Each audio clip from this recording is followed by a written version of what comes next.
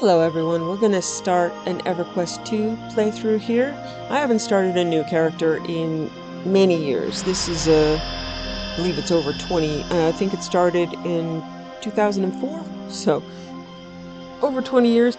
I played Everquest when it came out, I played this when it came out. I have a lifelong account, so essentially I can play whenever I want. I still do go back and play Everquest also, but that's not so great for a lore run, and it can be kind of ugly and tedious, so we're going to go with this one instead. So this is my little Fae. She is good. She is a conjurer, so this should be, yeah, this should be my first pet. Earthen avatar.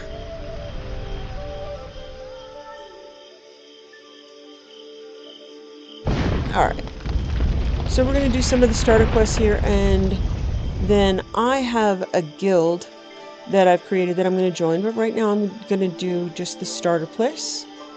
So I'll be reading all of the text. Right now we don't have a mercenary. We're not really going to need one. This area is fairly simple. I have done this one quite a bit. I do know this area because I've got, how many classes are there? I have that many characters. 26 or something? I am so pleased that you answered my summons. Look at what has become of the nursery. The Shrumblers appeared suddenly and have been devouring the root of our precious flowers. The flowers could all wither and perish. Let me help take care of this. Where are the Shrumblers? Look around the bases of the flowers here in the nursery. Destroy any of the Shrumbler hatchlings that you find. I will see it done. Okay, so this is a good character. She's a Fae. You can also start as an evil character, which would be an Asari. Arasai, sorry, not, yeah. Sorry, not Asari. That's Mass Effect. Infestation. A number of Shrumbler hatchlings have shown up in the Spirit Bloom Nursery. The matron of the nursery has asked me to help save the Spirit Blooms by getting rid of the Shrumbler worms. So they're pretty good. You see they've got a map and they will highlight the spots where this stuff is. And then the items themselves.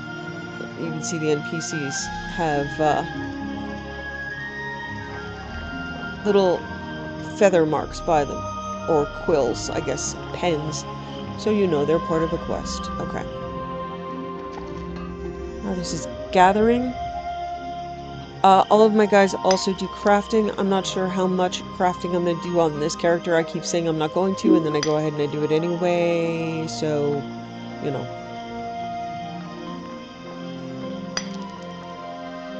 Because I love crafting. Okay. So, I should just be able to...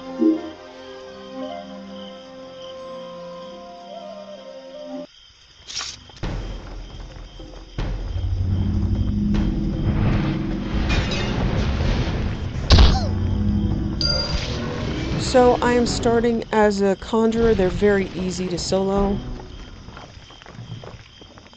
Okay, 5 magic damage. Okay, crystal blast.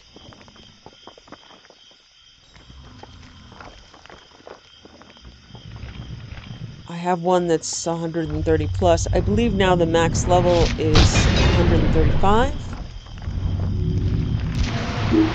I got up to about, my guys to about maybe 130. I did start the new expansion, but it can be a big, long grind. So, I am only 130-ish. But, I've got a lot of 130-ishes. Okay.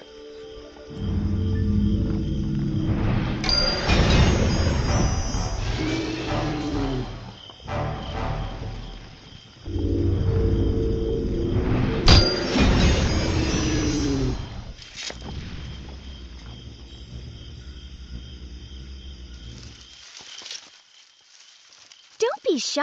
Come closer, my dear, and I'd be happy to answer any questions you have about collections or harvesting. So some of this is voiced and some isn't. I'd like to learn about collections. Collectibles are seen as a glow rising from the ground. If you're close enough, you'll notice a question mark above it. Double-click or right-click the glow and select Harvest. The item you gather will go into your inventory. You can examine this item in your inventory. What happens next? Your quest journal will open up automatically to the Collections tab. Use the Add button to add that item to a collection. As you travel through Norath, you'll find different collectibles in different areas of the world. Some items can be part of more than one collection. How do I complete the collection? Continue to gather and examine all the items you find until all the icons of that collection are highlighted in your quest journal. Then you'll be able to turn the completed collection into a collector who will reward you with some experience. If you already have a collectible in all collections that call for it, you can sell it to a merchant or trade it to another player. I'd like to learn about harvesting and gathering now.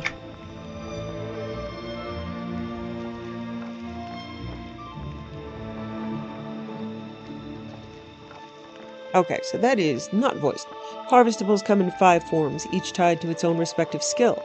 These skills can be seen by opening your character window by pressing the C key, clicking on the Skills tab, and selecting your general skills. Rocks increase mining, logs increase foresting, dens increase trapping, fish increase fishing, and plants increase gathering. What are harvestables used for? The items found through harvesting are the basic building blocks of trade skills. They cannot be sold to vendors, but they can be traded or sold to other players who need them for their respective trade skill professions.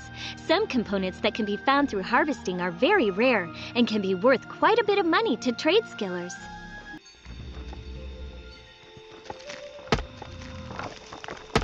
So that's a basic quest to go about and grab some stuff. I believe I have some perks, account stuff that's going to make it much easier for me to do this faster.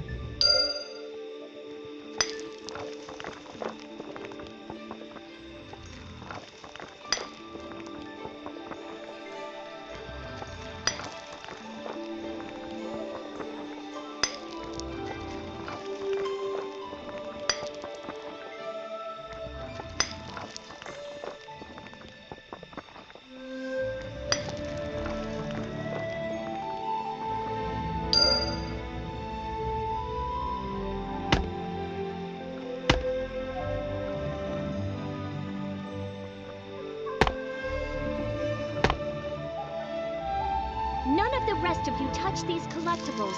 They're mine.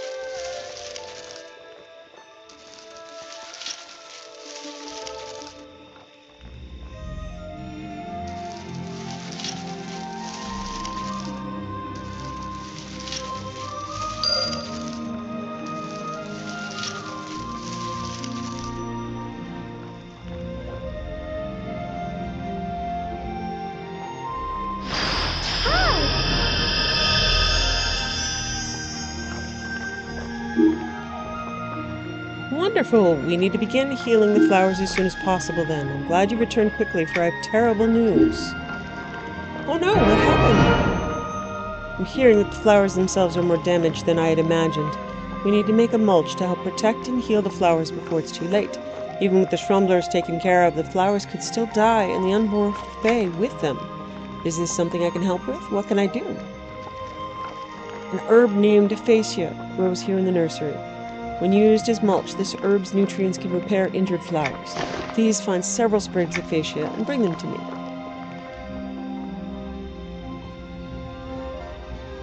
None of the rest of you touch these collectibles. They're mine.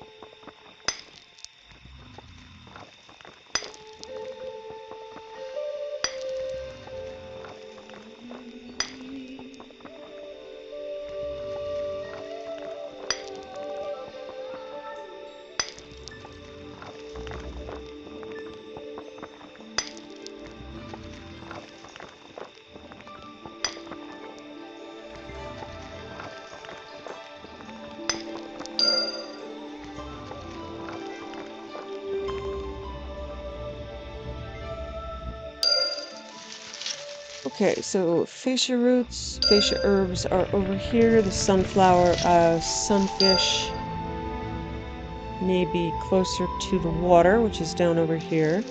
There's a collectible shiny.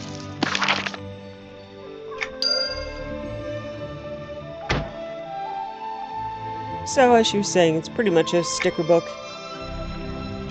You fill it in, and you get a prize.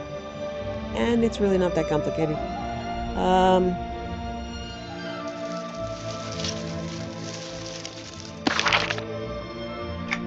Collections get more complicated as the game goes on. In keeping with the original Everquest game, they have made certain things pretty difficult. So completing certain collections are very hard because some of the collectibles are so rare as to be ridiculous. I mean, just ridiculous. Sometimes I have spent a very long time in my life doing collections.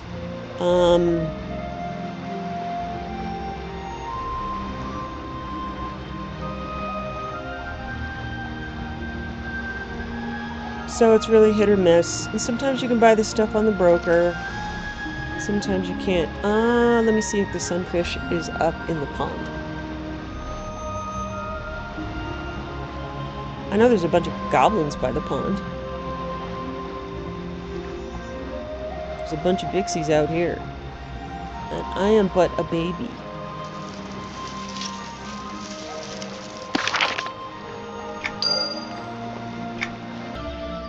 So usually there are, in water, there are highlightable nodes that you can see.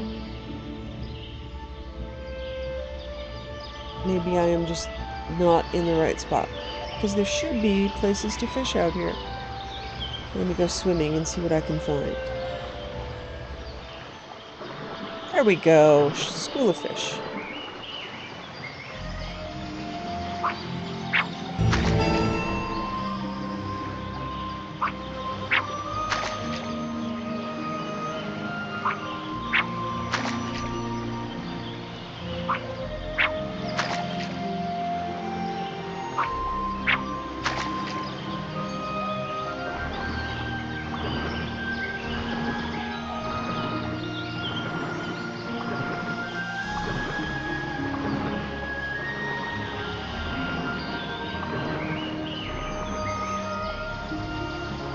It's pretty.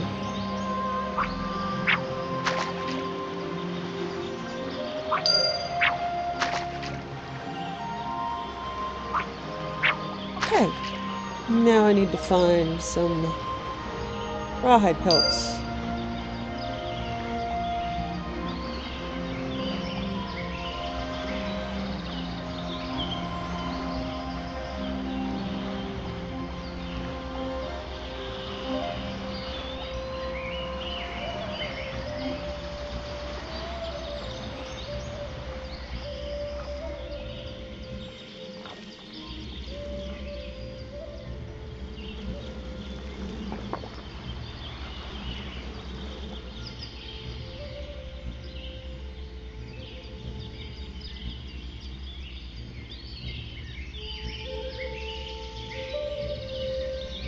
Later on in the game, I will actually be able to fly, which is very cool.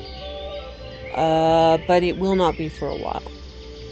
I'm probably going to be able to have some vanity mounts,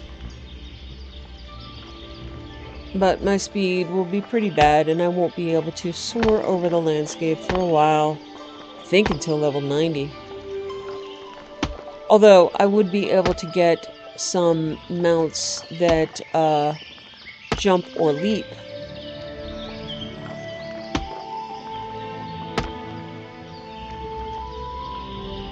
And as far as finding things to harvest, I'll be able to track harvestables and also track shinies, which is part of the reason to do, well, shiny is the slang for collectibles in this game. The Rotanga call them shinies, which is a playable rat race.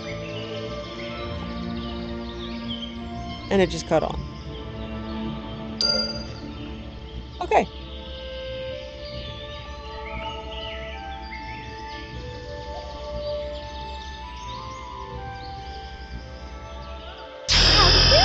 Nice to see you. Facial plants are exactly what I needed. You've done wonderfully and have helped save the lives of many unborn Fae. There's still much to be done.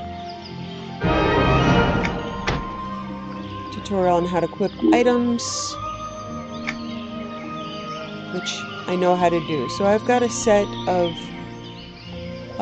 cloth appearance gear that really doesn't do much. Glad to help. What else do you need?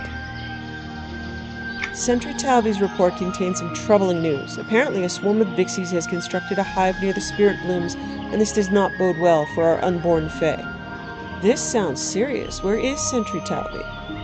Follow the path south. Sentry Talby is stationed near the fork in the road. Good luck. I will not forget what you've done for the nursery. Peace be with you, matron. Farewell.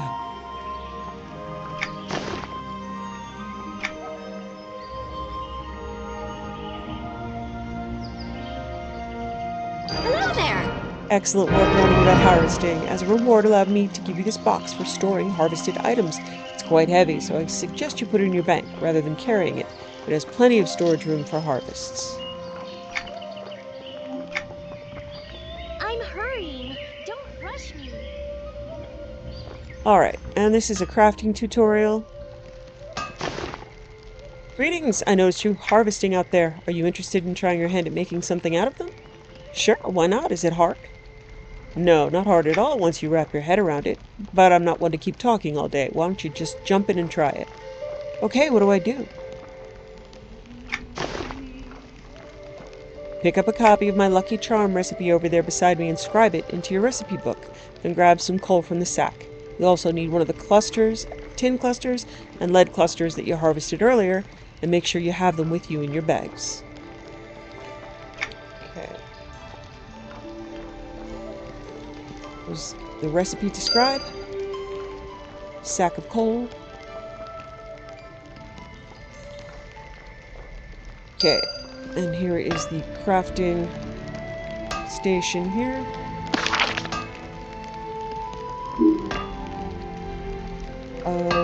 Did I scribe the recipe?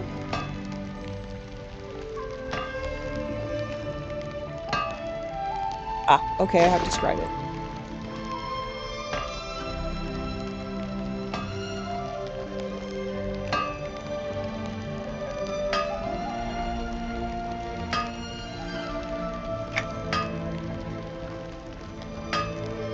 Okay. As you can see, I have a shared trade skill bag that is full of very, very high level reagents. So this is all like level 130 stuff. Well, we'll keep that closed for now. Now, Lucky Wolf Paw. So crafting here is a mini game. And you need to use the skills that are highlighted to increase your ability. Right now they're not actually highlighting anything. So yeah, I want to increase durability, which is the green line. There we go.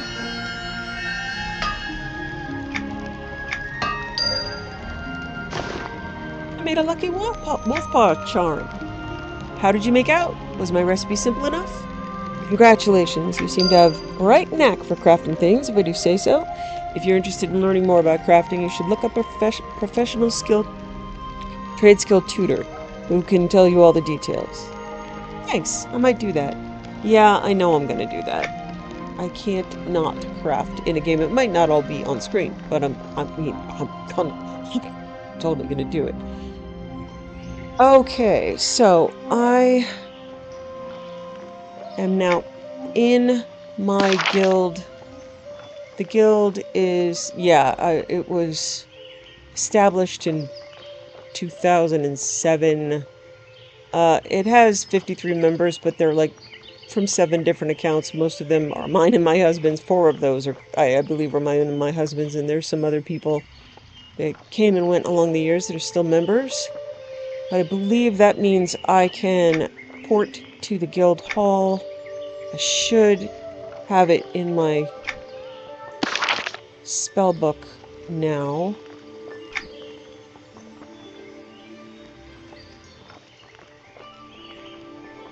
Oh, maybe I can't. Alright, no big deal. It did not used to be a thing, but it is now a thing where you can, teleport. So I'm going to go to Kinos in Antonica, and I will show you the guild hall. And she can get suited up a little bit more. New quest, Winds of Change. There's a change unlike any before seen in the city of Kinos, which is, by the way, is Sony EQ backwards. Not everyone embraces change, and many seek to destroy what they don't understand. The protection of its citizens is the kingdom's primary focus. It's for this reason that the order to relocate all within the safety of the city walls was decreed. I should visit the Lion's Mane Inn and Tavern in South Kinos and see the new room for myself. Okay, so that is a starter quest. I'm going to start picking up some of the quests in town. Kinos is the main quest hub for capital for the good folk. The harbor here is great for fishing when the boats aren't in, that is. What brings you out this way? Taking a trip or just enjoying the scenery? I'm interested in finding a little work around here. You're in luck. I need more bait. If you're interested, you can fetch me some centipede meat, Sean, and a shell to catch all the fish from the pier, and I always need more bait. Provided the job actually pays, I'll do it. It'll pay, but not too well. The bait business is decent next to the pier, but the stuff isn't exactly worth its weight in platinum, if you know what I mean. I need you to gather some centipede meat from the forest I'll be back ruins. when I've got what you need. Oh. What's taking you so long, friend? I don't have all day. Fetch me my centipedes. So they usually don't give you quests that you can't do. You've got the look of someone new to the city, if I've ever seen one. That obvious, huh? It's nothing to be ashamed of. In fact, it's rather nice for me to be reminded of the wonder and potential of this city when it's seen through the eyes of someone new. You'll get used to it in no time, I assure you. I sure hope so. I've got someone you should speak with. They'll help you settle in and feel a bit more at home, I guarantee it. Are they a Fae, like me? That they are. Name's Guard Lalith. You'll find him in the Eldar Grove section of Kinos Province District. I'll be sure to seek them out. Okay, so one of the first things I am going to pick up is a mercenary. I have a bunch of mercenaries that I have the right to hire on this account because I have a ton of mercenaries. I've been around for a long time. And the main one we are going to get... I'm not sure I can get Stamper Gerolf here. But we'll see. So you see there are a bunch of mercenaries of different classes.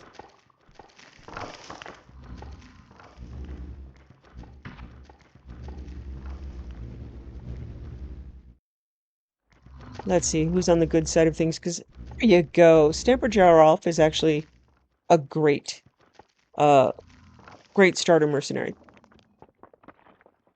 What brings a Ratonga like you to the life of a mercenary? Ah, I struck out from my clan in Temple Street when the gnomes started their undisciplined tinkering. I take it that you don't approve of their activities? No, it's not like that at all. On the contrary, their actions with What? Necromechanica? Oh, Necromechanica. Okay, I get it. It's missing an H. Necromechanica and with the despoiling arts pleases Lord Bertoxulus. Bertoxulus, the Lord of Plagues? Indeed, the very one. The gnomes work with death energies, can indeed be enhanced, whether they desire it or not. Bless the plague if they can assist in any way.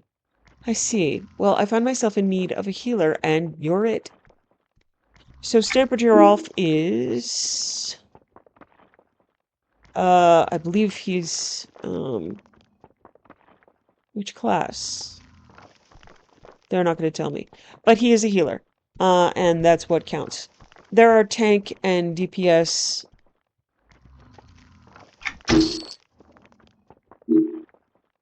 So yes, healer, ranged, melee, tank, and support. But really, the Inquisitor class, which is what he is, makes for one of the best. Now, we also have to start to train him. So, start training him. And there's actually gear that he can wear as he ranks up also. We're probably not going to need to worry about that much, but he will look cool. There's also I believe you can change his appearance. Yes, I can give him appearance gear. Some mercenaries you can't. They're locked. So, it'll start training for 1 day and 12 hours, and then he will rank up. Okay, so all of these guys I could hire, but I am just gonna look for one more.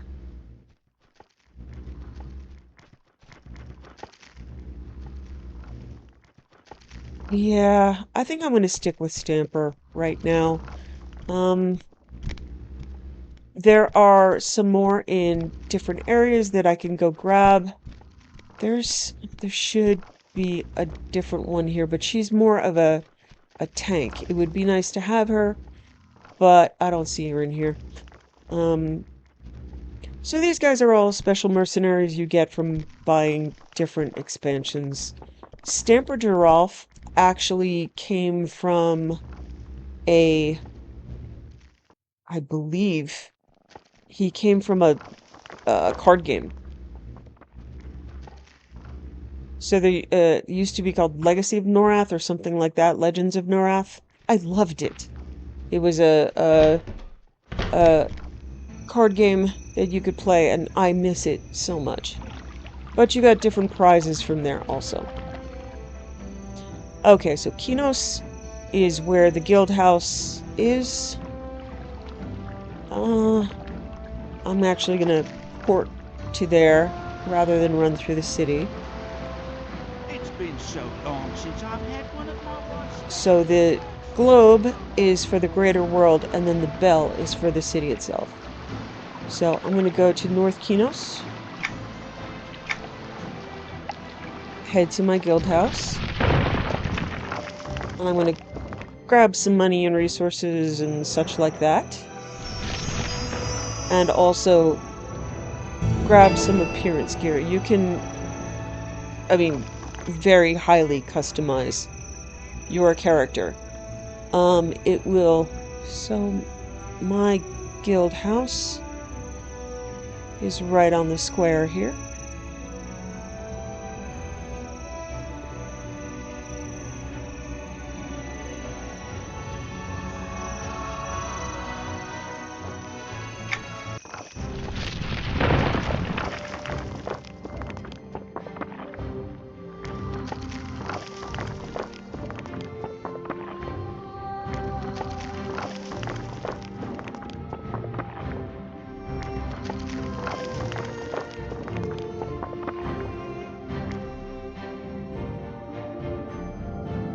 So I also have quite a few rewards that are available to every character. It will probably take me about an hour to claim them all.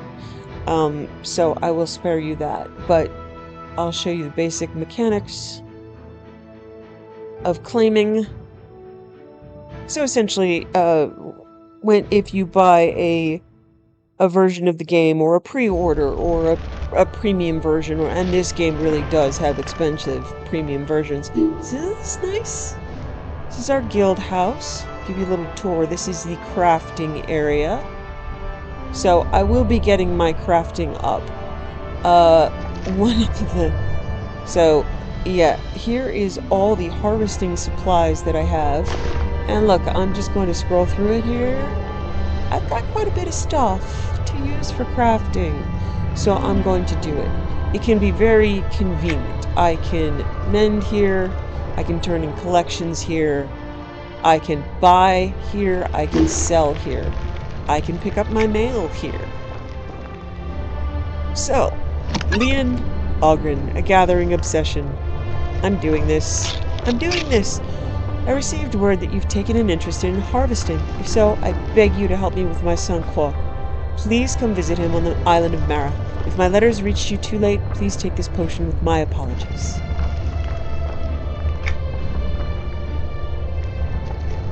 And welcome to Norath. Our world awaits you, and we're pleased to have you pleased you've arrived safely. To show you our welcome, we've sent you gifts. Use the claim command to open the promotions tab and receive your bounty. Okay. So, yeah, this is a little overwhelming. But these are all the things that I can claim. All the things that I have selected through the years.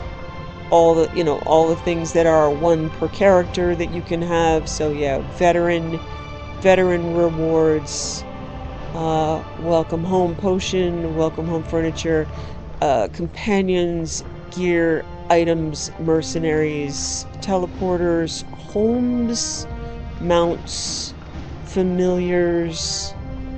So that's gonna be a lot.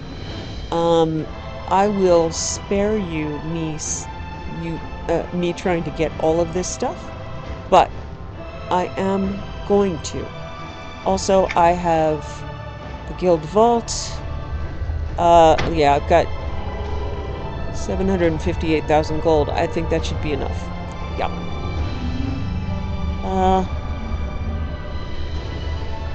I've forgotten how to claim it. Okay, can I drag it to me? I need to make myself some bags and some gear. Oh, I gave it all to me. I don't need all of it. Oh, I put one back. That's not helpful, isn't it? Alright. Wow. How do we... I've forgotten how to money. Okay, I'm taking it all. Let's see, is there a...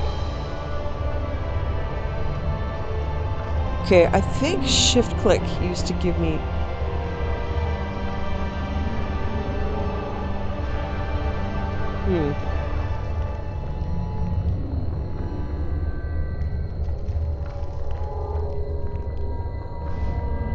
Oh, it's really all or nothing right now, huh? I've forgotten. Alright, we'll figure it out later. Anyway, everybody should know I have all the money now. That's okay. Everybody else has plenty of money. Okay, so as you see, I've got tiny bags. Nothing matches except my wings. My wings and my hair, which is covered with a hood, for goodness sake. Okay, so, give me a little bit, and I will return. I have gotten all of my bits and bobs, and now I can do this. So I have a flying mount, which is new. They have made some changes to make life a bit easier. You used to be able to... I used to have to also track down mercenaries in the world. Now I can just hire them from the permissions, which is great. So, we have Alba Sharptail, who is an Inquisitor. They do great damage, they do great healing. This is my regular summoned pet, but he's been polymorphed to look differently. This is a new familiar, and this is a new companion. These two both give buffs, so we're going to continue with being overpowered. We like that. Also, I'm going to go through the crafting tutorials, but then I am going to here's all the stuff in my inventory that I'm waiting. I need to choose a house from a bunch of deeds, and I have a level 110 trade skill boost that was just hanging out waiting for me.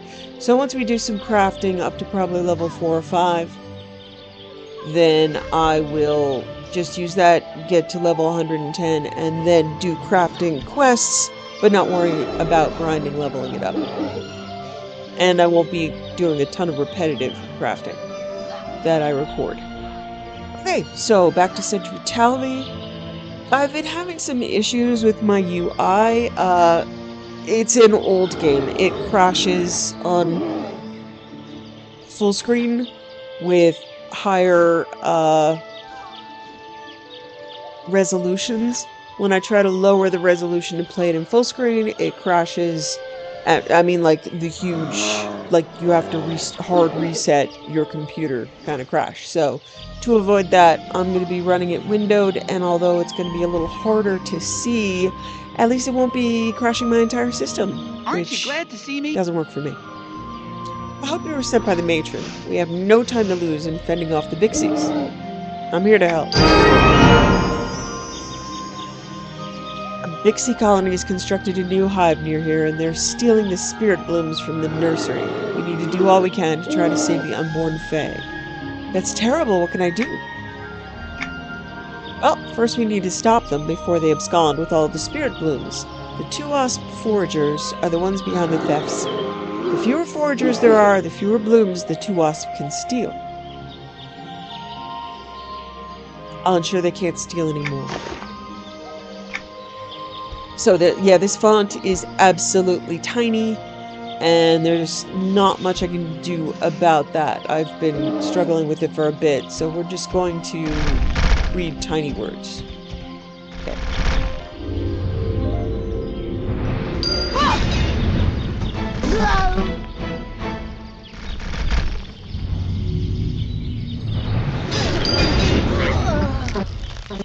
My UI here also on the hotbars, it looks like a lot. They will be completely filled up eventually, so I might as well get used to it instead of adding them later.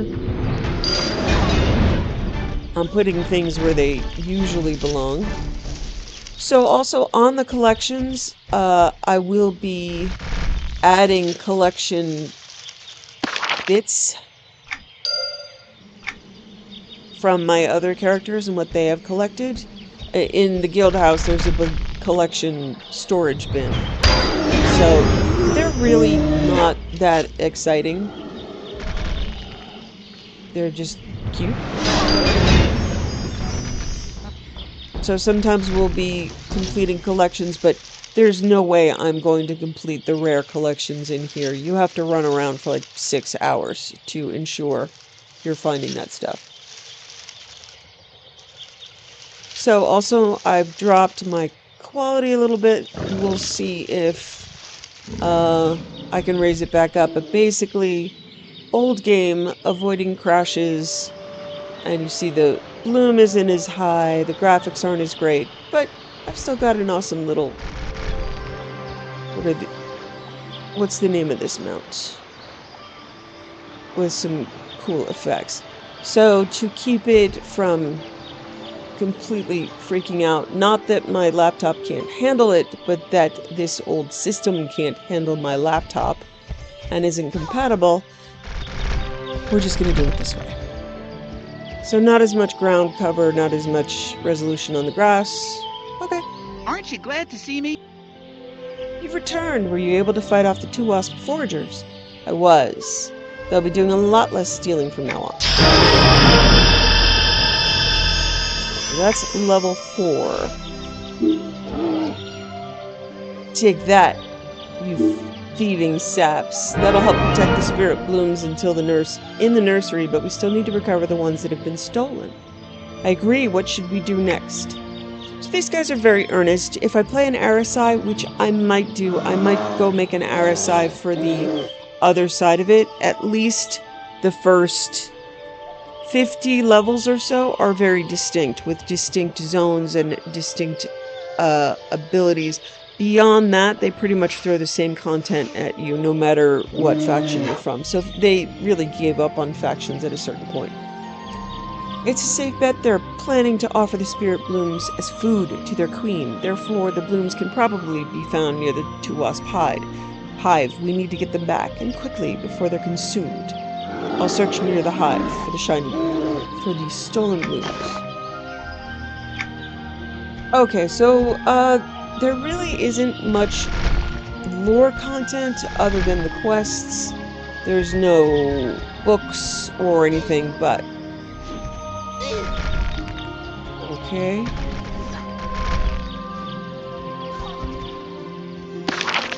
This zone is much easier when you can fly. But I really do love this game. Part of the reason why I'm recording all of the games that I love is that I'm starting to have issues with my eyes, which of course makes it difficult here to deal with small fonts. But I want to be able to have this later when I, can't play or can't read.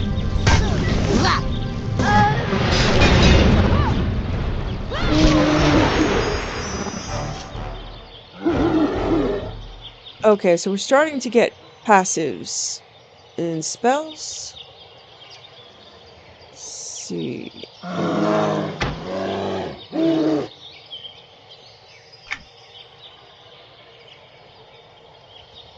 So I'm going to start a passive bar. These are summoned. So these will all need to be recast. Oh, if I die.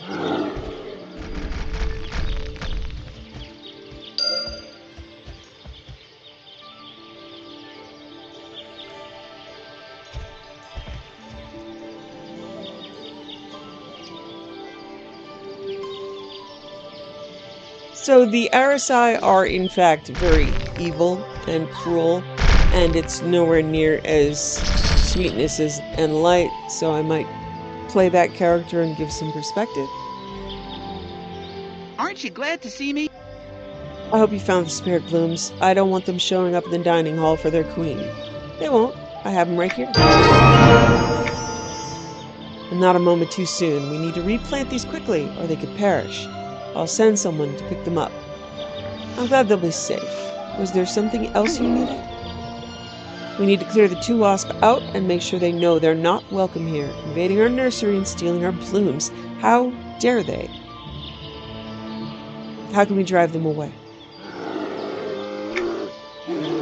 I have a vial of Tunara's breath. If you open it near the hive, the vial should release a cloud of thick smoke that will choke out the two wasp pixies and force them to abandon their plans to establish a hive here. The trick is getting close enough to their hive to use it. I'm up for the challenge.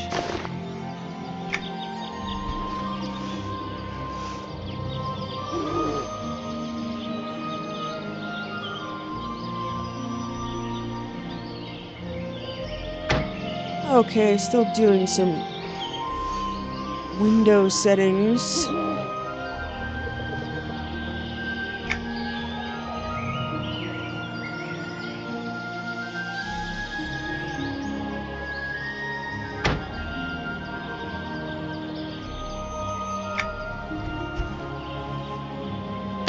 I'm just happy at this point not to be crashing.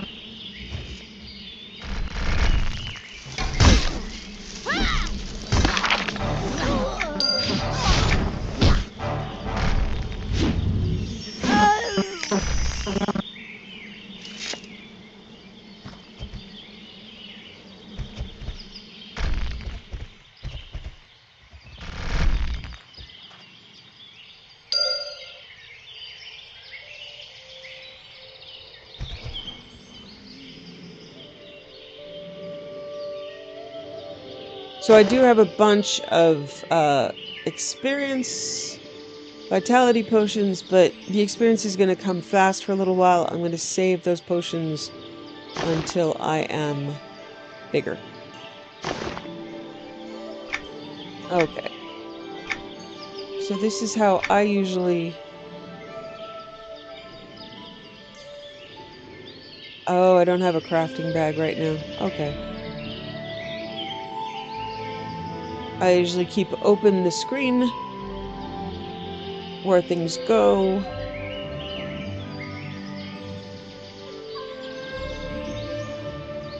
and organize them on the fly. This is a house item. Piece of gear I can't use. Piece of gear I can use. I have auto loot turned on. This is an interesting system. The wardrobe lets you keep items and then have an appearance setting. So this is my appearance now. I would look very different without this appearance gear, sort of like I did at the beginning. I'll keep those windows open. That is the benefit of a very small UI, is at least I can keep some of my inventory under control as we go along. Aren't you glad to see me? Did I see smoke near the hive? What happened? You did! The Pixies will have to find a new home elsewhere. I'll show them not to mess with the Fae. I'm so glad we've got brave people like you to help us protect the nursery from pilferers like the two wasps. The question remains, why did the Pixies come here? Do you have any leads? One of my fellow sentries, Trillis, sent me a report, saw two wasps conversing with a grobin not too far from here. I think there might be an even bigger threat behind the scenes. Can you imagine what would happen if the goblins and the Pixies were working together against us? Where's Trillis? I should speak with him. Follow the road to the west, and you won't be able to miss him. Sentry Trillis is at the base of a scouting post that's positioned high in one of the trees, which overlooks the Amethyst Pond. Best of luck to you. I hope the two of you can figure this mystery out.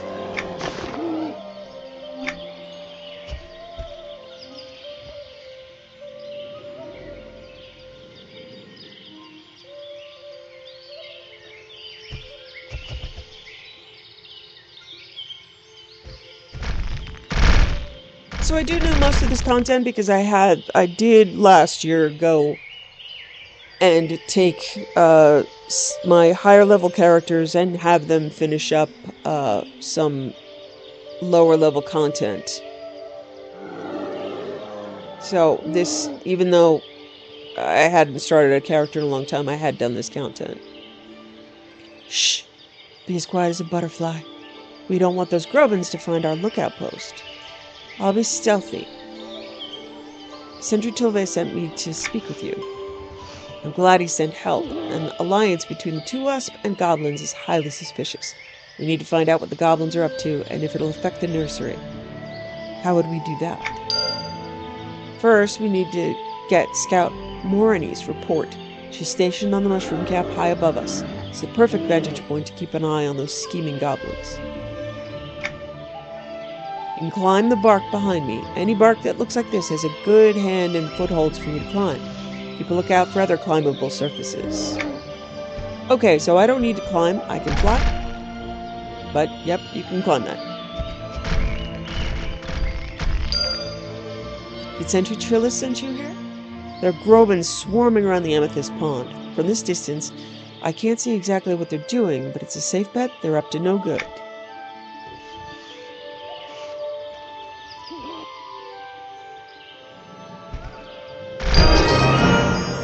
So, the Amethyst Pond is crawling with grobins. That pond is a natural spring that feeds the blooms of the nursery. We need to clear out. There are scouts patrolling around the pond first, so our sentries can get in there with as little resistance as possible.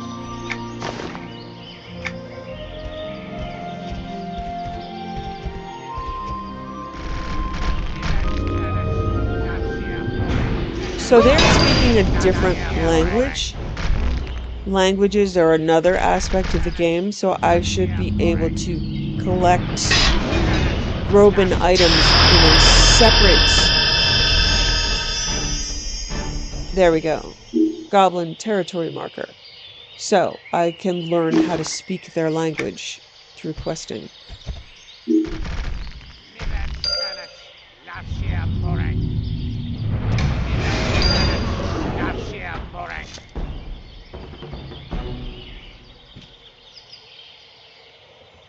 Okay, this is a debuff, a slow. This is a heroic opportunity, which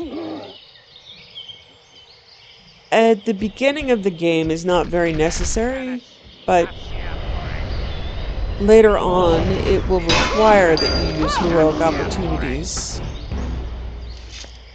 to accomplish certain tasks, so we'll leave it up on our bar. Mostly it means it's like a little mini game where your heroic opportunity will highlight certain abilities. So you see this one's flashing now. If I use that one, it'll do extra damage. So I'm not really worrying about my gear.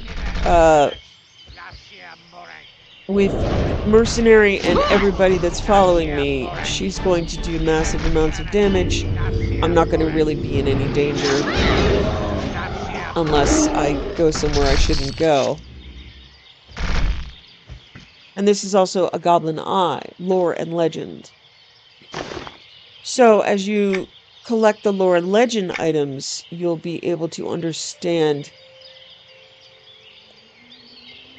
and do more damage to the creatures that you've already done a lot of damage to.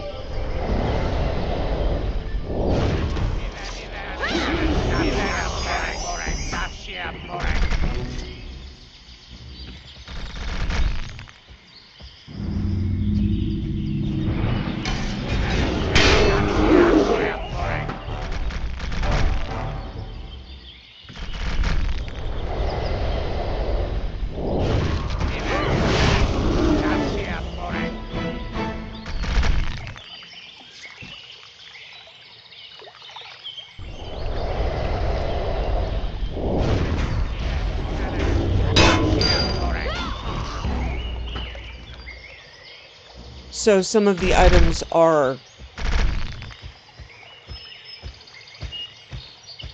drop and some of them are inherent. So I'll be learning things from physical items and from experience. Okay.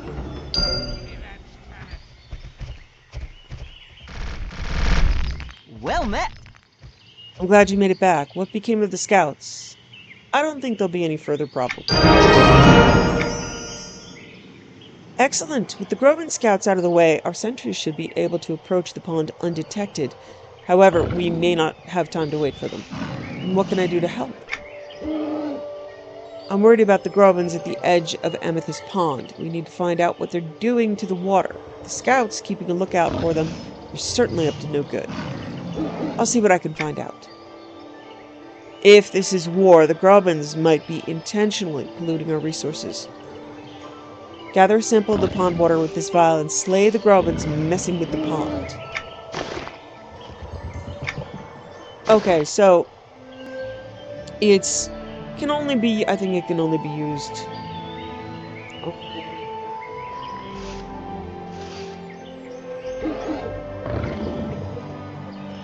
Okay, so when we use this Orb of Concentrated Memories will refill all of my experience bar. Well, it won't give me experience, but it will allow me to collect more experience. And this blueprint constructor here will increase my crafting. So, we're going to use that, and then... No, I can't auto-consume that. So we're going to use our Orb of Concentrated Memories. I think it's going to say... Yeah, so I can use that again in a week. Considering how quickly I'm going to burn through experience, that isn't going to be working for me much for extra experience. But I do have vitality potions and experience potions. I really don't need them. Use them at this. Let's see. Also, artisan's expertise.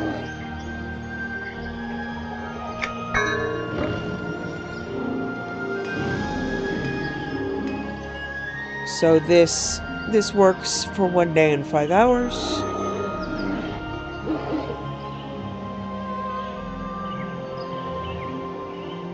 So these are things that I will need to refresh.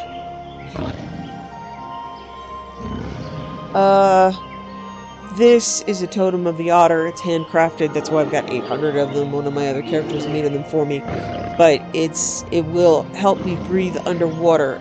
This class will eventually have an item I can make, or I can breathe underwater more easily, but right now, I'm going to do it that way, if I need to. Okay.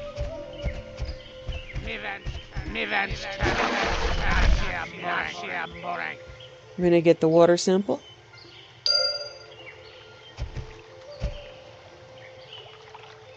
Kill goblin polluters. Okay.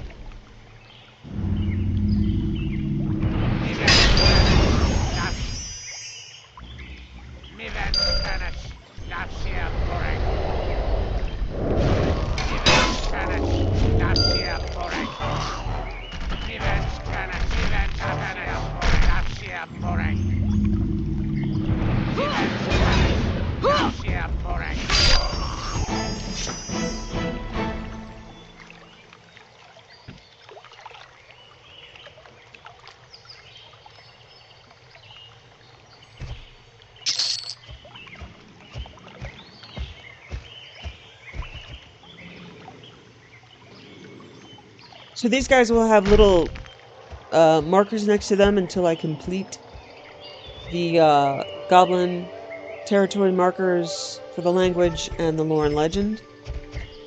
Hello there. How went your investigation? What were you able to find? The grobins were pouring something into the pond water. I knew it! Those filthy grobins must be poisoning the water source that nourishes the spirit blooms. Can't let anything happen to the blooms. Looking at the water sample, it appears that the grobins were dumping Shrumbler slime into the water. Shrumblers use that slime to break down their food as well as attract other Shrumblers, and it could easily poison the blooms. What can we do about it? Well, the Shrumblers never have trouble with the Shrumblers. Spores of their budlings can kill Shrumblers off and neutralize their slime, like salt on a slug. If we had some of the spores, we could use it to dissolve the slime in the water and save the blooms. Budlings tend to sprout near groups of mushrooms. Seek out the budlings.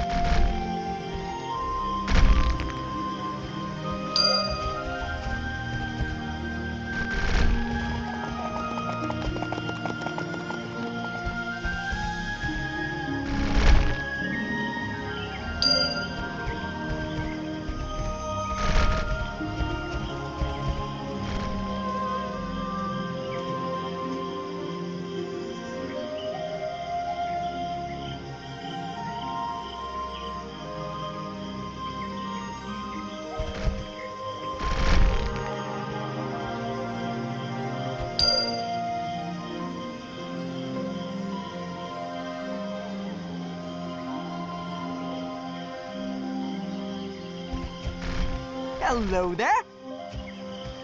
We need these spores as soon as possible. Were you able to find them? Yes, the Shrumblers didn't seem to mind our harvesting the spores. Perfect. This is exactly what we needed to dissolve the slime away. Without this, the blooms would have withered and died on their stalks, and we would have been powerless to prevent it. I can't thank you enough. Glad to help. Is there anything else I can do for the nursery? We still need to find out who or what is behind the Grobin attack. Fortunately, I know just the dwarf to speak to. Look for Captain Steelforge near the Drippy Cave. You'll find him if you follow the road to the southwest. Farewell to you. You've shown you're truly a savior of the nursery and the blooms within. Give Captain Steelforge my regards.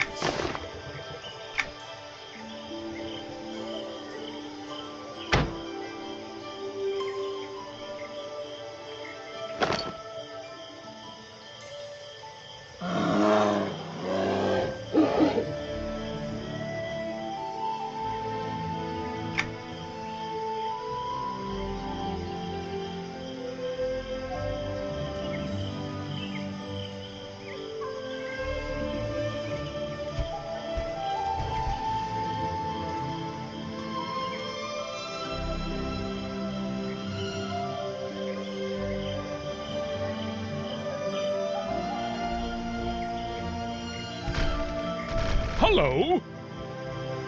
What are you doing here? A whelp such as yourself shouldn't be this close to the drippy cave. You never know what could come out the dark hole and gobble you up. Not to worry, sir. I'm here at the request of Sentry Chillis. I helped him with the investigation at the Amethyst Pond. Oh, so you're the one I've heard about.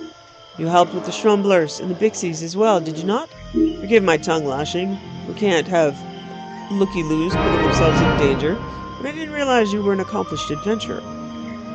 No offense taken. What's happening here?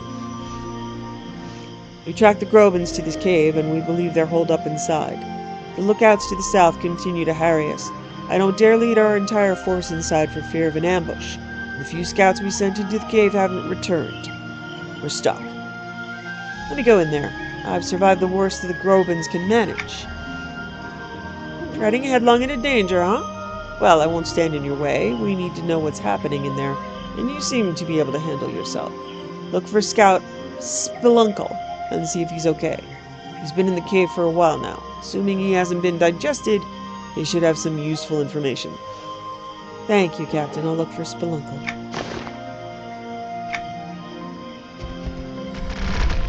Hello. I'm glad you've come. The sentries told me how you saved the nursery, and I'm hoping you might be able to save us. You see, we're under observation and sporadic attack from the grobin lookouts in the cliff above us, and we're effectively pinned down here. Goblins are weak and cowardly. They're on the cliffs above you, you say? Yes, on the cliff to the south. You need to find a way up there, but I imagine they'll be less of a threat once they come face to face with a real adventurer.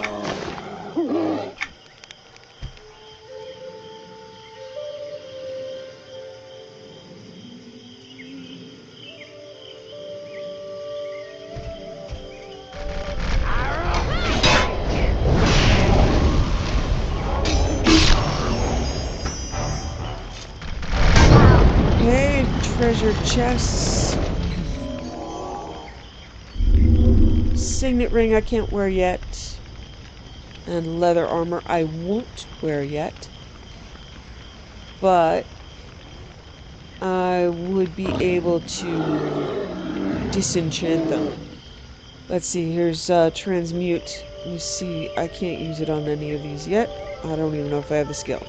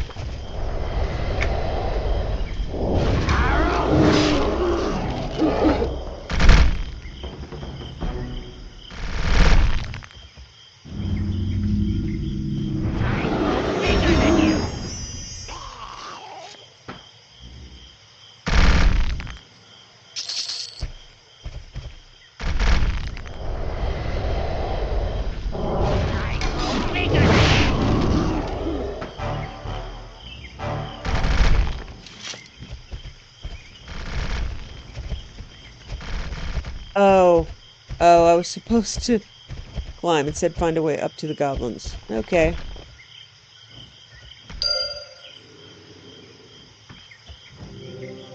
Now I kill them. Yeah, I forgot I can fly. I believe I can fly. Alright, we're gonna go back into Drippy Cave.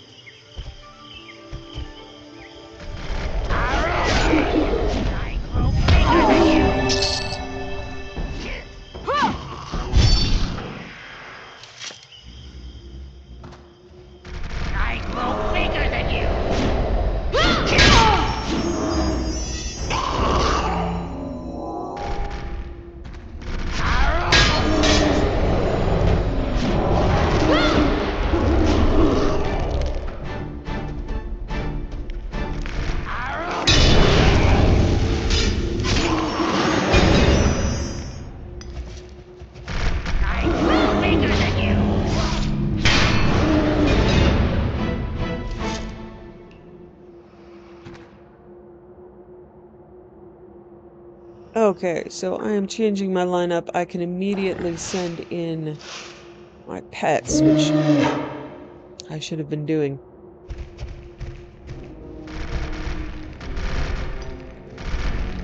Ah! You'll never take me! Oh, you're not one of those grobin curs. I thought for sure I'd been discovered. Don't sneak up on a dwarf like that.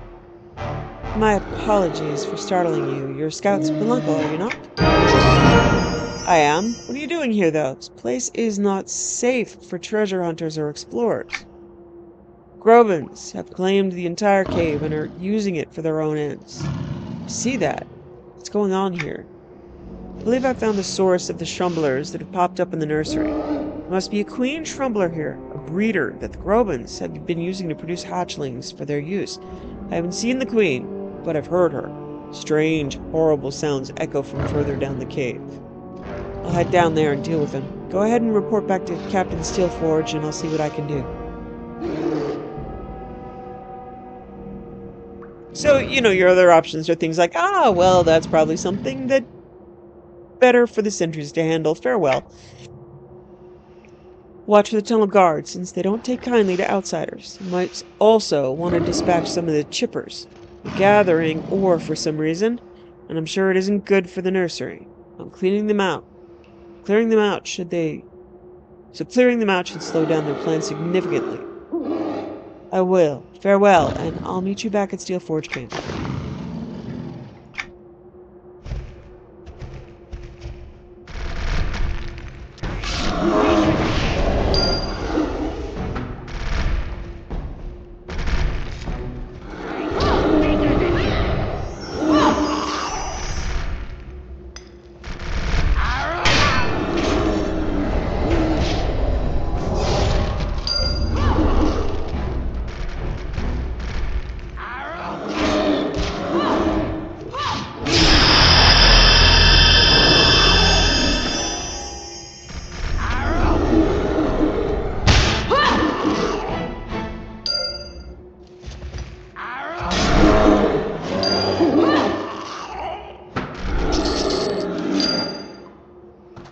Goblin ear.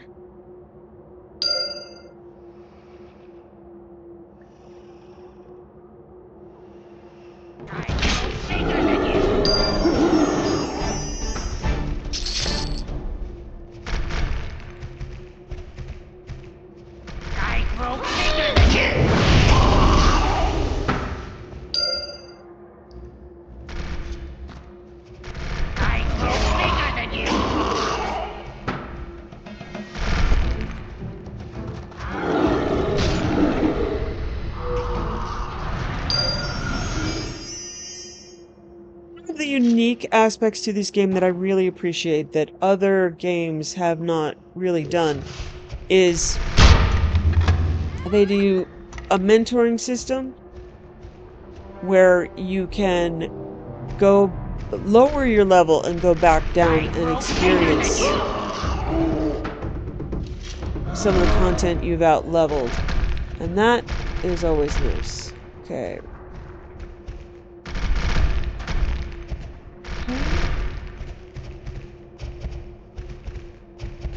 Afraid that's it for the Shrumbler Queen, who was just taking care of her babies.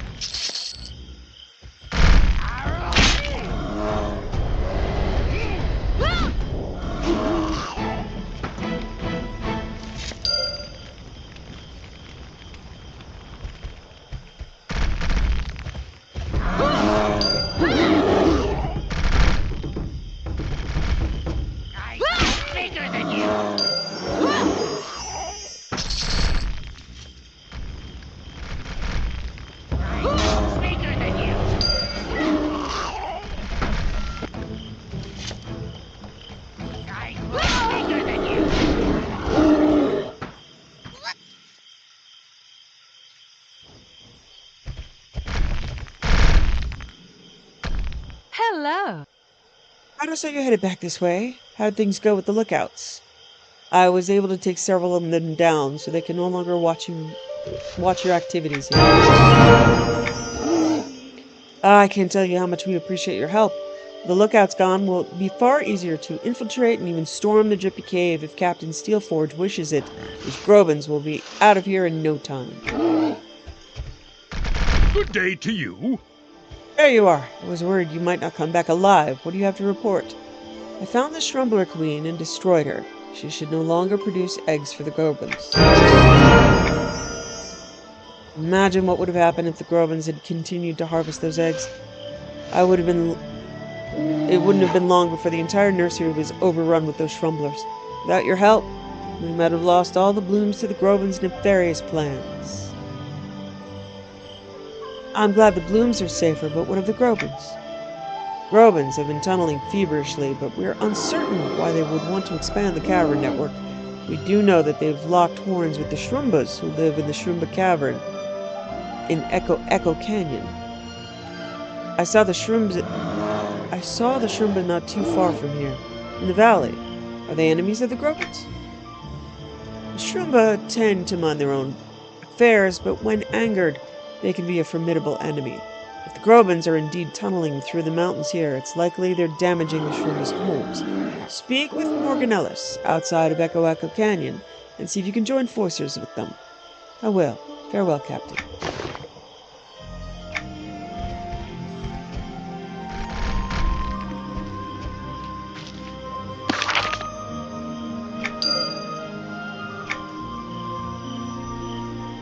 Okay, so I've got slightly better gear.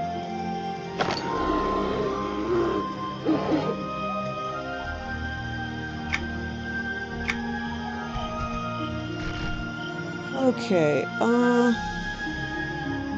so you see these guys are already gray, which means they're not going to be starting anything with me, and I won't get any experience if I kill them.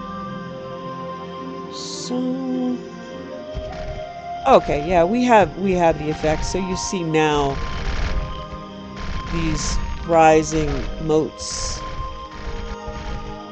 that they're not clickable, they're not anything, they're just a pretty thing that happens once you save the area.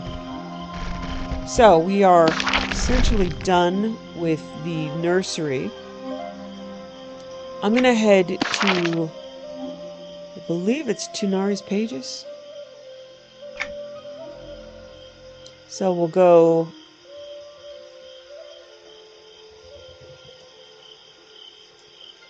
oh, I can't travel within the zone. Interesting. Alright, we'll just fly there. There are a few things that can bring us back to the nursery. But right now we're going to go into the canyon. That'll be our next quest spot. But I am going to be going to Kelathan and Tunari's Pages, which is the crafting area. Morganellis will lead us into the canyon. Hello, child of the heavens. I am Morganellis. Hello, Morganellis. I'm Seleia.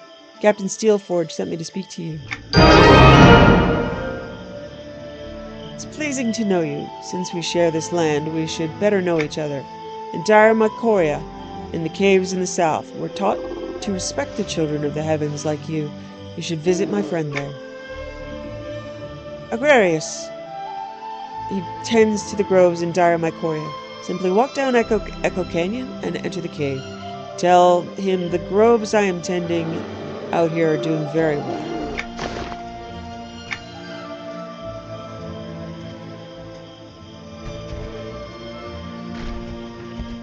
You can't fly in the canyon, alas.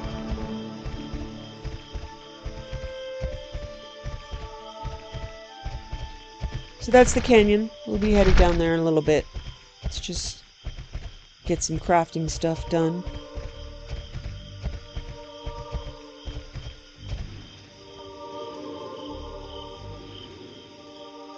Okay, so you see the larger moats out here that were little in the nursery.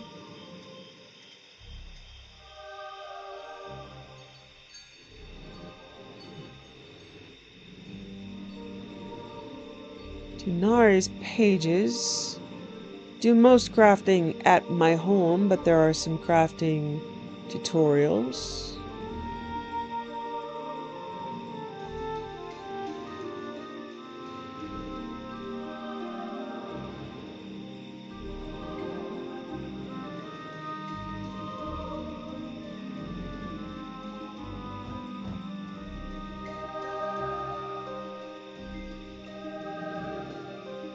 Nope, that's Jolina's restaurant. Yeah, the trees are on fire.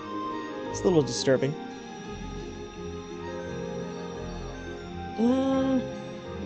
Okay, where is Tunari's pages?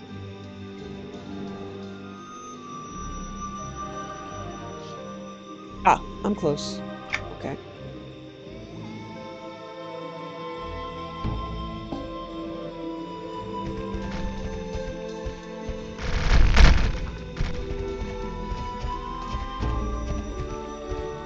Ah, okay.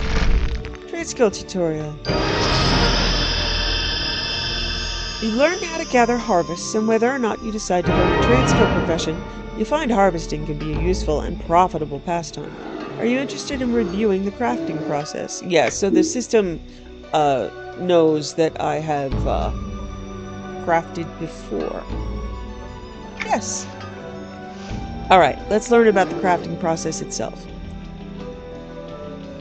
You'll need to have some harvested elm, tin, and roots in your bag. Shall I tell you a bit more about the crafting stations and your trade skill arts, or do you want to just get going? Elm, tin, roots, check. And I'd like to learn more before I start, yes. There are a number of different crafting stations that can be used to make different items. For example, you would use a forge to make metal armor and a chemistry table to make potions. The other crafting stations are sewing table, woodworking table, sage's engraved desk, stove and keg, and the jeweler's workbench. And what skills will I need? Each of the 9 trade-skilled professions has its own 6 trade-skill arts, and there are also a couple of special arts that are used for recipes not related directly to our trade-skill specialty. The appropriate arts will appear at the buttons at the bottom of the crafting window when you start to make an item. So I need to use the trade skill arts while crafting. That's right, if you mouse over or examine the arts in your book, you should see what each of them do. This will add progress, and 3 will add progress, and 3 will add durability. When you're crafting, you'll want to be sure to know which ones add progress and which ones add durability. If you're having trouble maintaining durability, use all your durability arts all the time. Or to speed up progress, use the progress arts non-stop. So what happens next? First step in crafting anything is the recipe. The recipe you select determines what you will create. Open your recipe book from the main menu, or press N to see yours. If you're new to crafting, it will be empty, but as you gain more recipes, they'll be listed here, and you can use the search bars at the top of the window to easily find recipe names. You can also create custom filters using the Edit button. Once I find the recipe I want to make, what then? In this window, you would select the name of the recipe you would use and then click Create. You need to be near a crafting station of the appropriate type. If you click on the crafting station directly, your recipe book will automatically filter to show you only the recipes you can make on that station. Once you click Create, you will move to the resource window, which shows you the list of ingredients that recipe requires. If you have all those, you click Begin and crafting starts.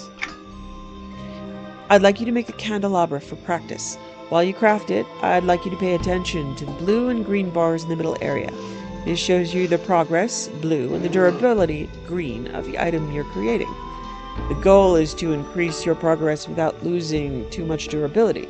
To create the item, you need to fill all 4 blue progress bars.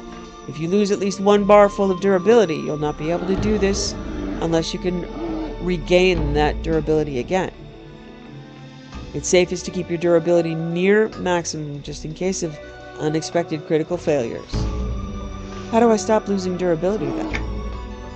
That's where the reaction arts I mentioned come in. You can use these to add progress, blue, or durability, green. Mouse click these or press 1 through 6 on your keyboard. You can use these skills proactively throughout crafting to influence the outcome. For example, use skills that add durability if your durability is dropping.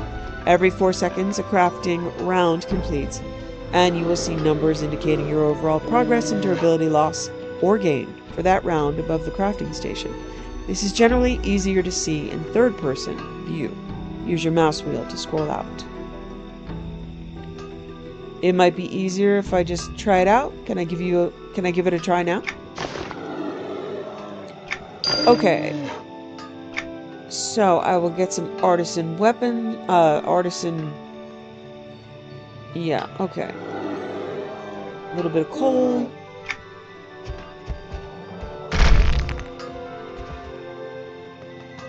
Okay, so let's see.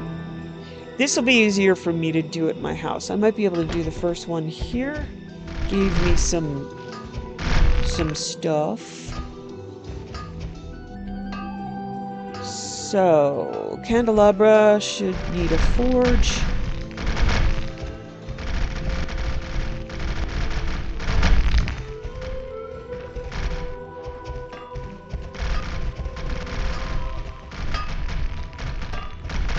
Okay, forge.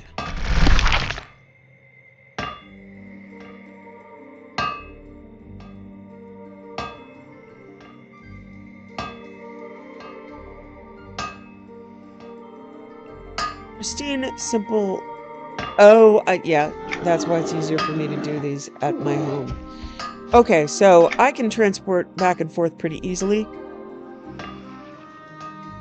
So,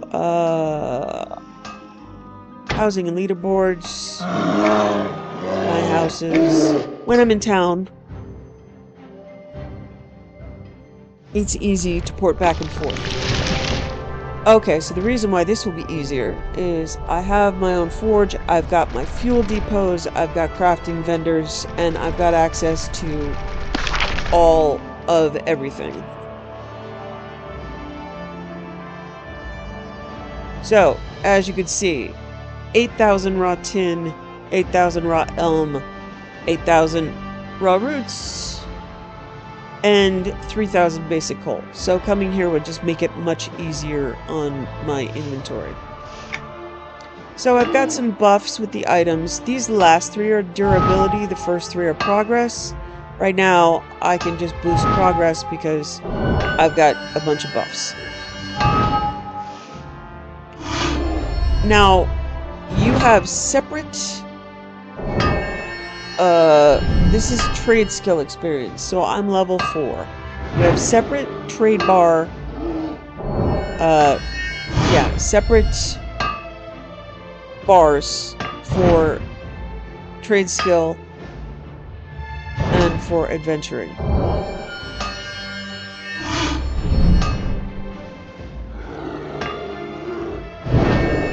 And separate crafting vitalities. Okay. Okay.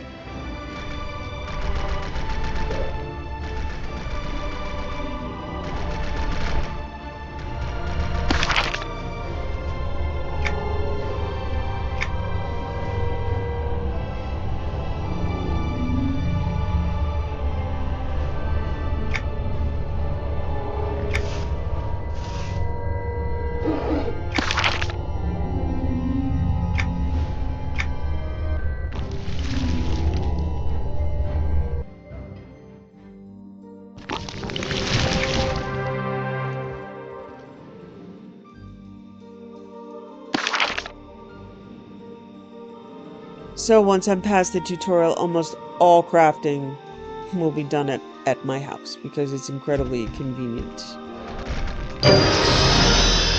Okay, trade skill 7. Moving on to the next lesson. You should be aware that there are some hazards associated with crafting. Why, back in the old days, it wasn't unusual to see piles of injured bodies beside the forge. I've managed to build slightly less dangerous forges since then, but no matter what craft you choose, there are still dangers to consider.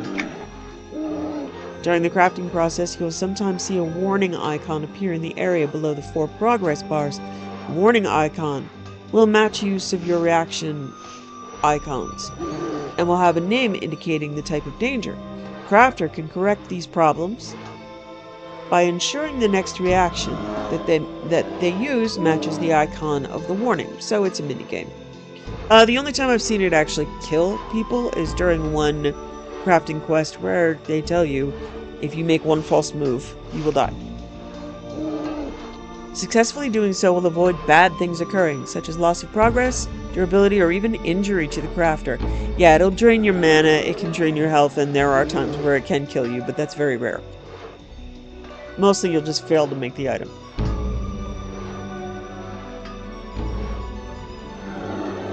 It may result in unusually good things happening, such as progress or durability gain, a skill bonus, or even the discovery of a rare harvest. I didn't see any of that while making the candelabra. No, that was a particularly easy recipe. In most other cases, though, you have the chance of these warnings appearing. Random, but will always occur at the beginning of a new crafting round. You have until the end of that 4-second round to counter the event. I'd like you to go to the jeweler's workbench now and create a lead bracelet. You'll find the recipe in this book. Take care this time to watch out for warnings and counter them correctly. And don't forget, you can use your arts to help out, even when there are no warnings showing.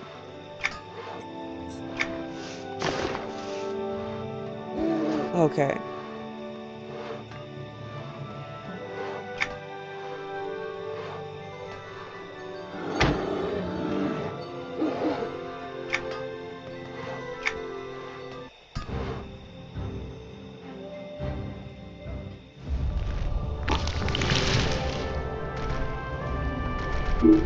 So this is a quest giver that I would be able to access later it can be very helpful to level up quickly. She can give you an express order that will give you high experience. Okay, lead bracelet, jewelry crafting should be here.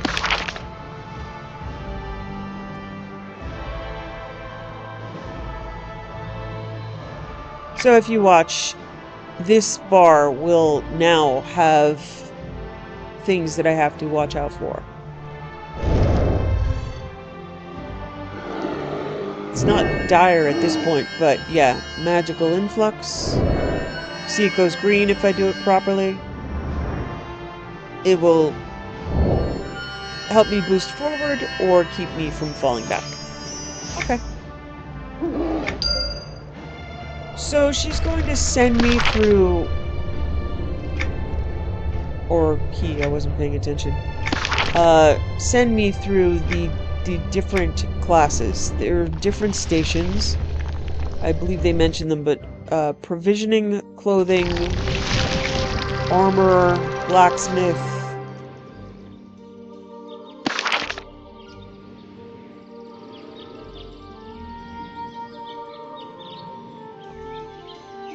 Probably have me do one of those, and then my level will be high enough to choose one of those. Well done. I hope you avoided any serious injuries. So now you know the basics of crafting. I hope you understand how to obtain the best quality results while avoiding injury. Would you like to try a few more recipes to learn about the 9 types of trade skill you can specialize in? Let's see, you've made a candelabra and the carpenter skill, and learned that carpenters make items that can be placed in houses. Carpenters also make strong boxes for storage, sales containers for selling items to others. You also made a bracelet. Jewelers make jewelry like this, and they also make combat art upgrades for scout types. So what's next? Now why don't you try your hand at provisioning, and make some jum cider. Food and drink help an adventurer's power and health to regenerate faster between battles, so provisioners' goods are always in demand. You'll need some harvested jum and some liquid, which the fuel merchant will sell. Aerated mineral water works just fine to add that extra fizz.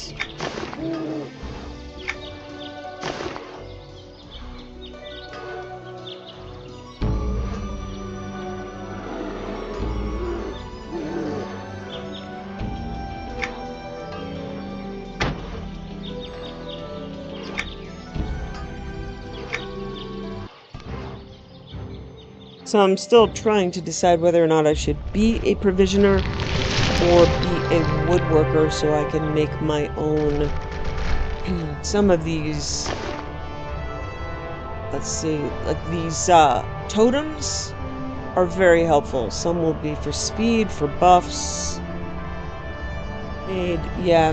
Made by my woodworker. So I might go woodworking. I have a provisioner over here. I've got a food and drink depot. I've got 6-hour food buffs that give me... So essentially just basic food and water will make sure that you can regenerate food and health. If you don't have them, you're going to have to, well, that's not good. Always have food and water up. Okay, so I need to make the Jum Jum cider. My keg is right here.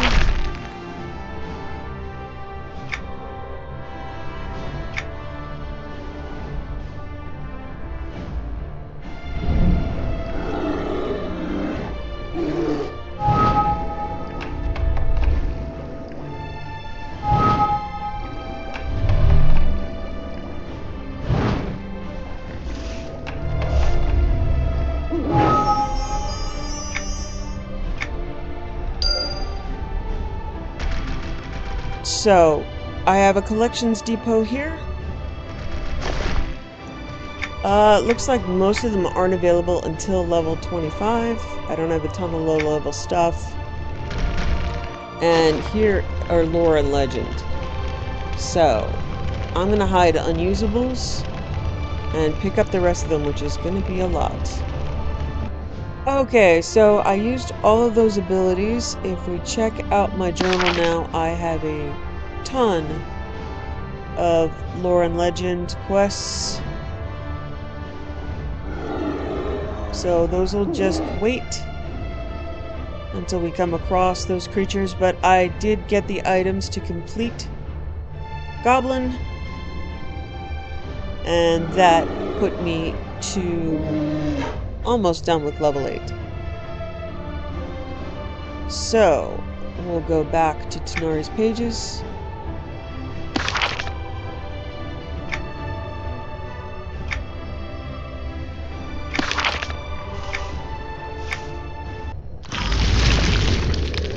So yeah, I think I'm going to go with woodworker. So I will finish these up. You get the basic gist of it. I'll finish them up, and then I'm going to, oh wait, there's someone I want to talk to over here. And then I will boost my trade skill class up to 110, which will be plenty for a while. Okay. The linguist sells basic primers to learn how to speak languages that you don't learn from lore and legend.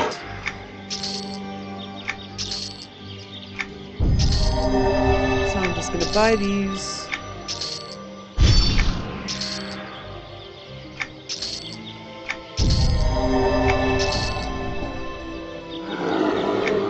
And we will understand more things out in the world now.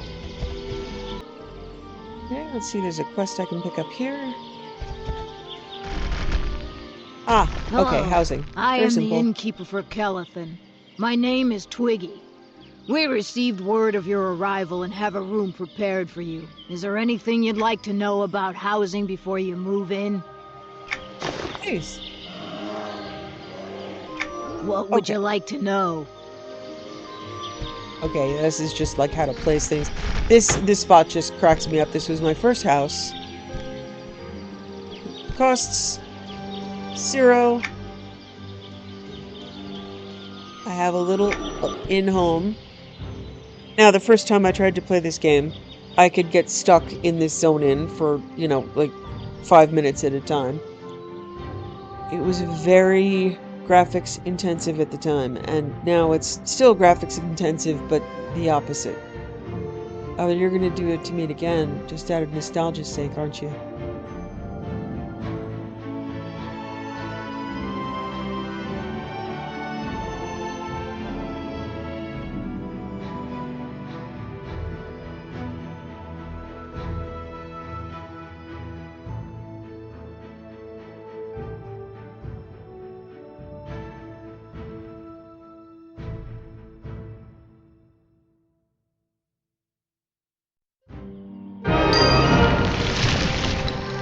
Okay, so it's going to give me several things to decorate this with, but we're probably never coming back here. That's kind of cool though. I like the window. I think they changed that so that you could appear to look outside. Anyway, this is a starter home. I've got a bunch of choices of different homes. All my other characters have unique homes, so I'll just pick one that they don't have. There were new homes with this new expansion, so I'll be grabbing those.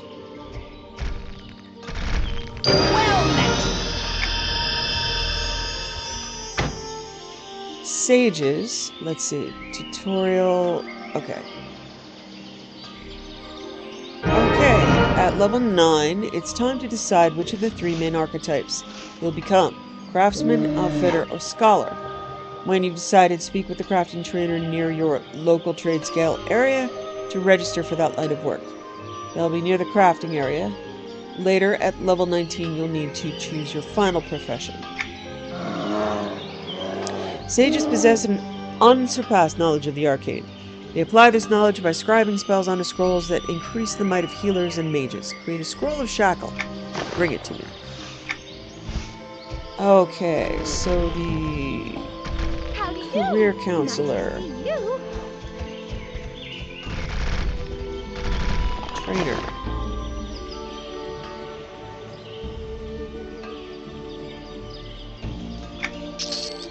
Okay. Okay, so I have my first set piece of crafting gear, an artisan's tunic. So as you see, it raises 1 of crafting skills. It's not a ton. Okay, so that should be done. Okay, so I missed what she said. Excellent work. I hope you now have an idea of what each trade skill class does and how to do it. At level 9, you need to decide which crafting path you'll follow by speaking to the crafting trainer near your local trade skill area. The crafting trainer also sells your recipe books, so be sure to pick those up. Come back to me at any time and I'll be happy to give you refreshers on the information. Should you choose to continue a career as a crafter, I wish you the best of fortune. So, we can buy...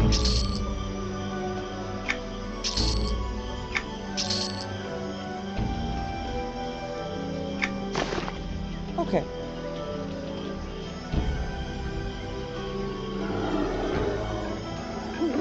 So now I can use the Hammer of Adept Hands. And that will refresh my crafting experience. And will also take another week for me to be able to use it again. Okay. Next thing I'm going to do, there are some parallel crafts that are not the main ones that can be very helpful. I'm going to go ahead and go to Butcher Block and pick those up. So, Butcher Block Mountains. Start down at the docks of Butcher Block Bay.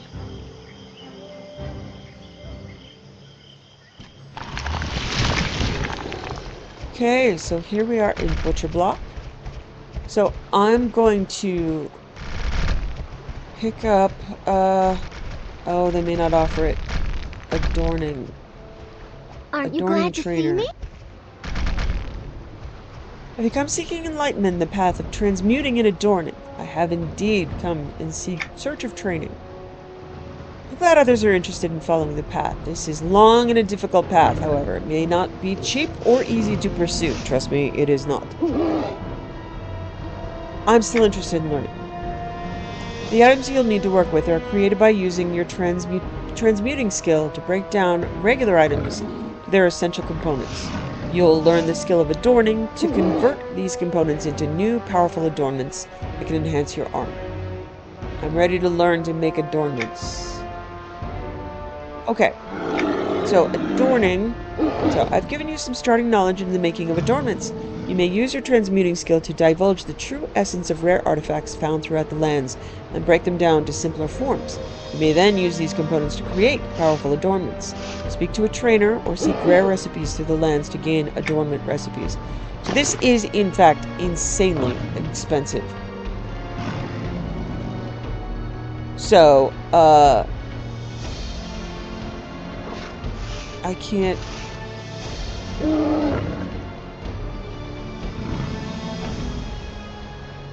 I don't have anything that I can break down right now, do I?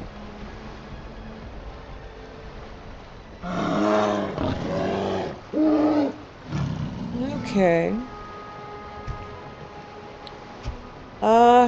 She didn't actually give me a quest.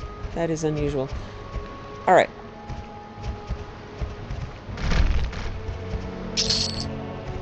I'm gonna head back to my guild house and see if there is... Oh, there is actually an easy way to look to find out.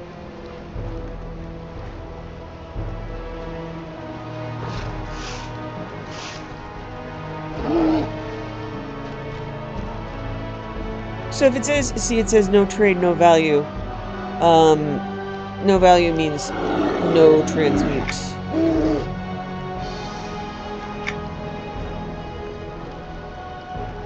Now, let's see if I can buy something. Go to the broker. Advanced search. I'm going to look for things that are treasured. And sort them by price. Look how ridiculous.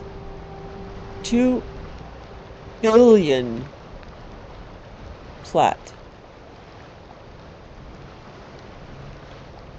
Yeah, that's these guys are crazy, but that's how it goes. Okay. So often something like a little level 1 book. I'm suspecting that they've changed some things because I was immediately given the... Okay, Kite Shield of the Scion. Level 20.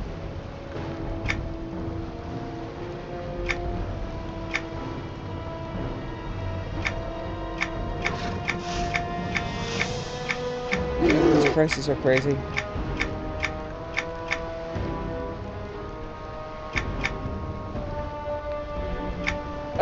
Forget it. I'm gonna make something.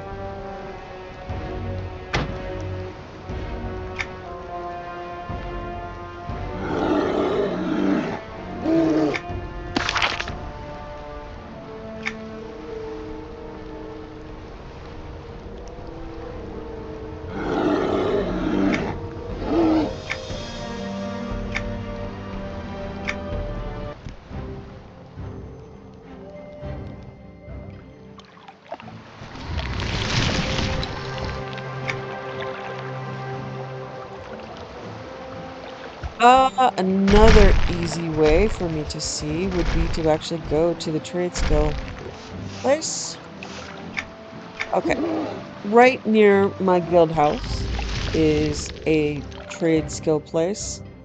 I'm also going to see if I can find a Coldane.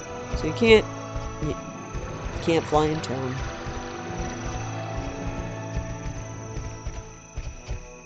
Okay. Here's one of them. It's a blacksmith shop. Looking for a different one. Okay. I think I've gone too far.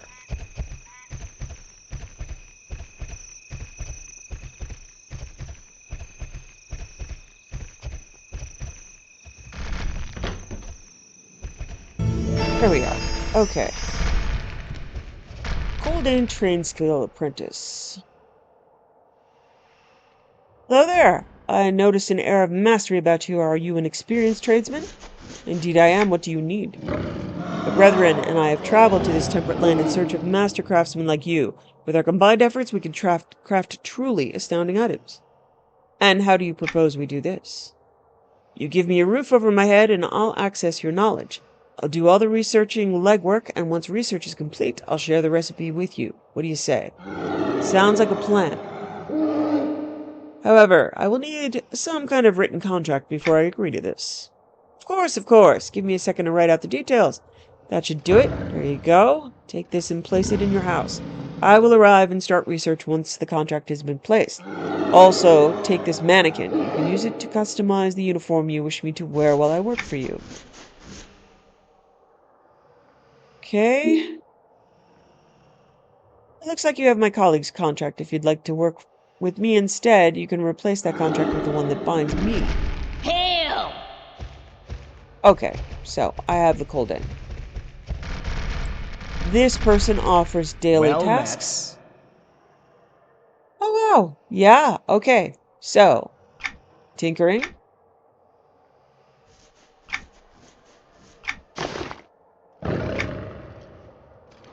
Well met. Adorning. Well met. And transmuting. Okay, so they will give you level appropriate quests. So this is, yeah, a box of old boots. And I should be, yeah, alright, it'll let me transmute this.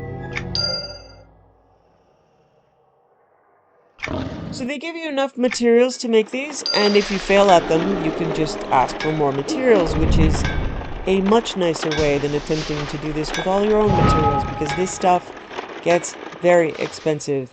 There is, as you've seen, gathering, and everything requires materials of some sort or another. You cannot do crafting with store-bought things. It all needs to be done. I greet you.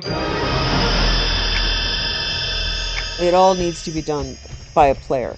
So there's good and bad in that. You really can't blitz your way forward because, as you saw, some of this stuff is... So yeah, here's the guild house right here.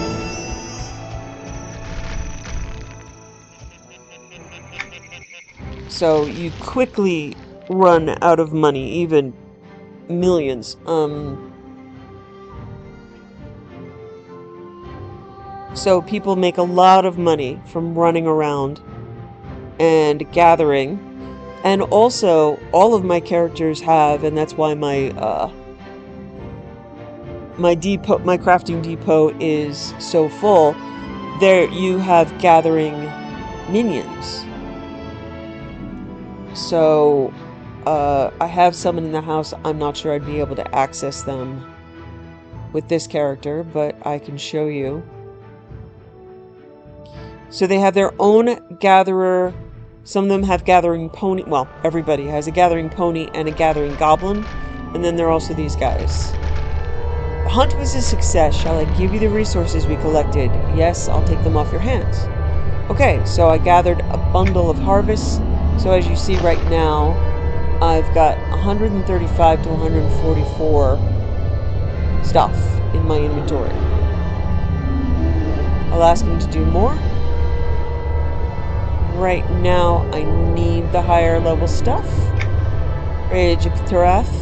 Alright, cool. So I can take them off their hands. Ask them to get more.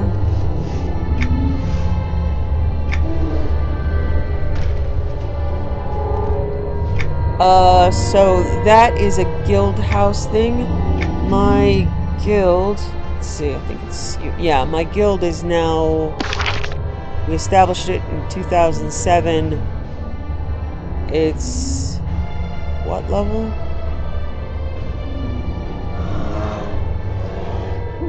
I think it's... Yeah, level 131, which is way beyond what, you know, you need for anything. There's basically nothing more I can get. So, all of this stuff... You know, has been gathered over years and years and years. I very rarely run out of materials. But since the new expansion is, well, new, I don't have a ton of it.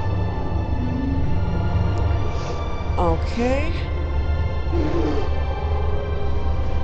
Let's stuff all be sold. Alright, so I am going to straighten out my inventory. And then I'm also going to choose a home to put my Coldane gentleman in. And I will see you there. Thank you for joining me.